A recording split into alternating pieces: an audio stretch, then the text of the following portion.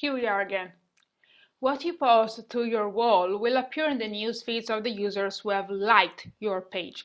So make sure that what you're posting is relevant and useful to your fans. Don't be redundant, post different things, and also don't post too much or you could be annoying for your fans. As a rule of thumb, don't post more than 3 or 4 updates per day. Here are some ideas for the kinds of things that you may post. Maybe links to articles related to your product, brand, or your industry. Maybe links to your blog posts, maybe coupon codes for fans to save on your products, or links to online resources your fans might find useful. Make sure that anything you post is valuable. We said that marketing is an exchange. Your fans give you their time and attention, and in exchange, you need to give them useful content and information. Try to get people involved. Asking questions is generally a great way to do that. What you ask depends largely on your product or your niche. Ask open-ended questions. It usually works best. Also, asking opinions on a new product idea or project can be a good way to convince your fans that your company cares about what their needs and wants are. Even if your Facebook page is certainly a way for you to advertise your product, try not to be too commercial, too selly. That is one of the quickest ways to lose fans. Before you post anything, ask yourself if it honestly adds value to the conversation. If it doesn't, don't post it.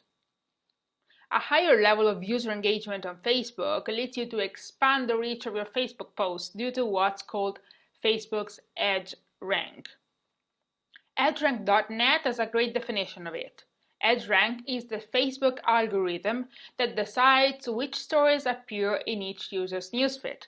The algorithm hides boring stories, so if your story doesn't score well, no one will see it.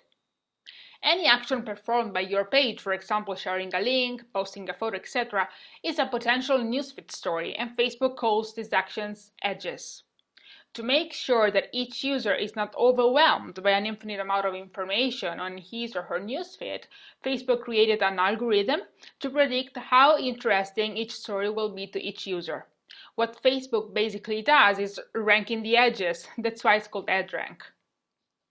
In 2007 already, a Facebook engineer admitted that only about 0.2% of the content published actually ends up into a user's newsfeed.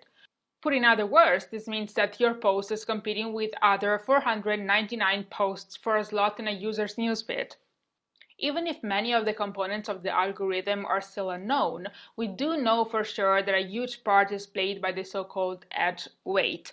The more actions users perform on your post, likes, comments, or shares, the higher the edge weight of that post, with comments apparently weighing more than likes. Remember, anything can be shared in a way that captures and engages your audience. Let's take a look at a great example. This post is a very bad one. No valuable information, no outstanding graphics, no engaging copy. Now, look at this other one. This is awesome.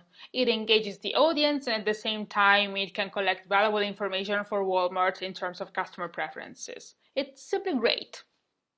It doesn't take much to turn a very cold content into an engaging one.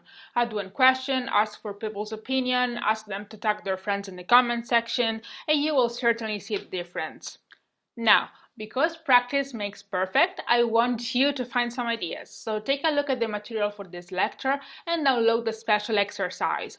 You will discover a selection of posts that I found online and that I think could be definitely improved. Try to modify each of them, making it more engaging for fans. It's going to be fun.